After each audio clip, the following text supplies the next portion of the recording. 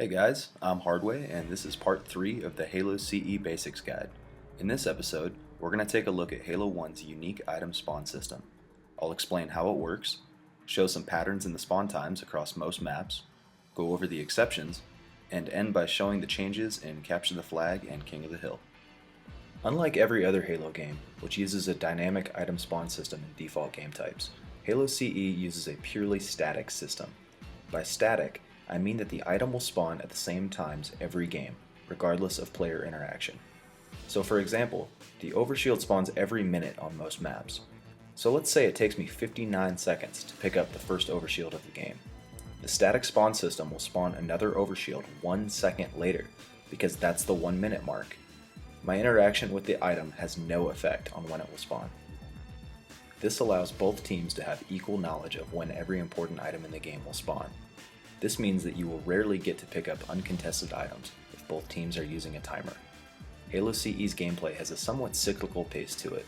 It forces frequent battles for things like rocket launchers and active camo, and then allows for a bit of time for the winner to use that advantage before the next set of spawns.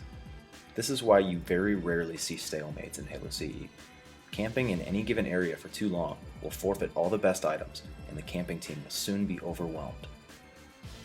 To get the most out of playing Halo 1, I strongly recommend playing with some type of timer so that you can contest items when they spawn. Halo CE doesn't have an in-game timer, so many players use external timers to help them be in position at key moments of the match.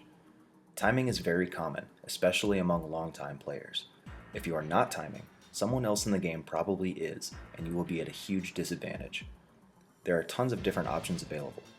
I use an app from Apple's App Store called Halo 1 Timer, created by Noah Evans.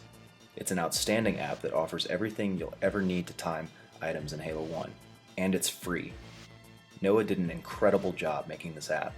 Noah, if you ever see this, thank you. I use it every time I play, and I love it. Now let's get to the item times. The same item may spawn at different times on different maps, but there are patterns across most maps. In general, the overshield and camo will spawn every 1 minute. The rockets will spawn every 2 minutes, and everything else spawns every 30 seconds. But there are notable exceptions. These are the most commonly played outliers. The Chill Out camo spawns every 2 minutes. The Hang 'em High top power-up spawns every 3 minutes. The Rat Race camo spawns every 90 seconds. The Derelict rockets spawn every 30 seconds. If you're playing Big Team, pay particular attention to Blood Gulch, as it has several anomalies. The Blood Gulch middle power-up spawns every 3 minutes. The Blood Gulch snipers spawn every 2 minutes. And the Blood Gulch rockets spawn every 90 seconds. The Hang 'em High top power-up and the Blood Gulch middle power-up have a random chance of being either an overshield or camo each time they spawn. If not picked up, these random power-ups can change in place when the next spawn time hits. So for example, the Hang 'em High top power-up can change from a camo to an overshield right before your eyes. In Halo 1, some maps will change their weapon and power-up layout for different game types. I'll go over the ones I'm aware of. To my knowledge, Oddball always uses the same layout as Slayer. Battle Creek CTF changes the center camo to an overshield, moves the health pack to the foot of the arch, and puts a camo behind both bases instead of the red base overshield and the blue base health pack. Wizard CTF removes the power-ups in the flag bases and moves the power-ups in the side bases down off the top of the partition so that they sit behind it. Both of these power-ups are now random power-ups.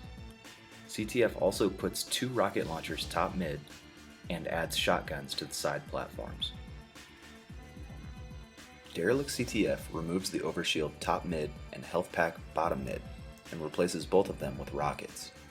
It also removes the standard camo and sniper and moves them to the rooms at the ends of both top halls. To be clear, Derelict CTF uses 2 camos, 2 snipes, and 2 rockets.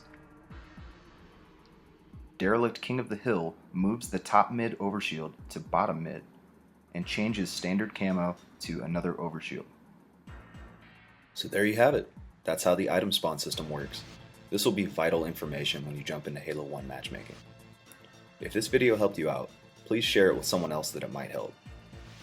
Keep on the lookout for my map-by-map breakdowns of essential tricks you'll use every game, and also my detailed explanation of Halo 1's player spawn system. Thank you for watching, and stay tuned.